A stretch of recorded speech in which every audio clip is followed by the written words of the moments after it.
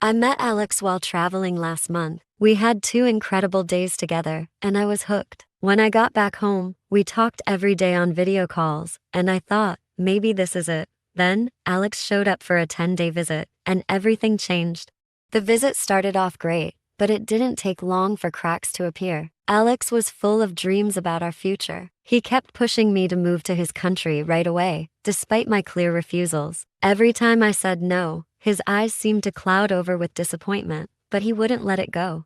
Then came the baby talk. Just days into his visit, Alex started talking about having a baby. He believed it would speed up our plans to be together. His words were like a heavy storm cloud, making me feel trapped and overwhelmed. I tried to stay calm, but inside, I was panicking. This wasn't how I pictured things unfolding.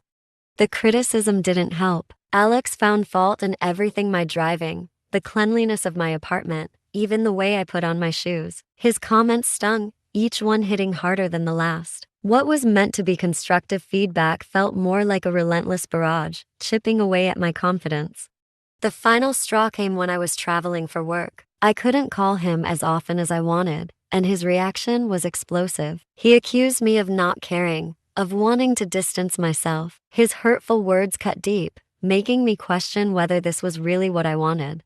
To top it off, Alex had booked the trip before I could even confirm the dates. I had to cancel plans and scramble to rearrange my life. It felt like I was being pulled along on a ride I didn't want to be on, with Alex driving and me strapped in, powerless to stop it.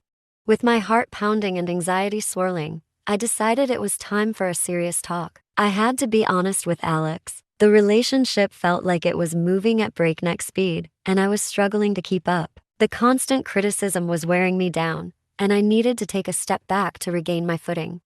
As we sat down to talk, my nerves were on edge. I chose my words carefully, trying to balance honesty with sensitivity. "Alex," I began, my voice trembling slightly, "I care about you a lot, but I feel like everything is moving too fast. I need us to slow down. Your comments about my driving, my apartment, and even how I put on my shoes are really affecting me. I feel overwhelmed by how quickly things are progressing and your expectations."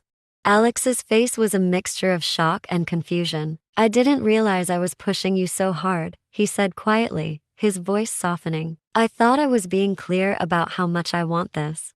"I know you want a future together," I replied, "but I need to be sure that we're building it at a pace that works for both of us. I need space to breathe and to think about what I want without feeling pressured." The conversation was painful, but it was necessary. As we talked, Alex's initial shock turned into understanding. He agreed to give me the space I needed, and we both knew that this would be a crucial moment for our relationship. It was a turning point. Either we would find a way to move forward together, or we would part ways, having learned important lessons from our whirlwind ride. In the end, it felt like the storm had passed, leaving behind a clear sky. I hoped that with time and communication, we could find a balance that worked for both of us. And as for me, I was ready to take the wheel of my own life, steering it at a pace that felt right and true.